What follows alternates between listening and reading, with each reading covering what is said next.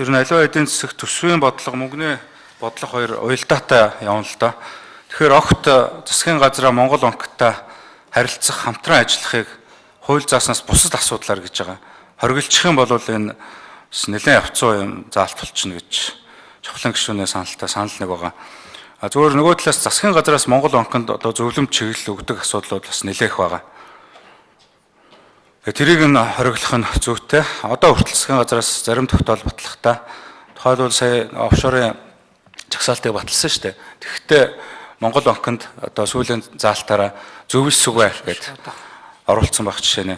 Зүгээр хууль зааснаас бусад асуудлаар гэрээ хэлцэл хийхийг хориглоно гэдгийг нь ийм байдлаар оруулах зүйтэй ах гэж бодож байна. Яг гэвэл сая нөгөө өнгөрсөн үн тогтворжуулах бусдын яам дутаа засгийн газартаа хоёр талын гурвалсан юм гэрээнүүд маш их хийсэн шүү дээ.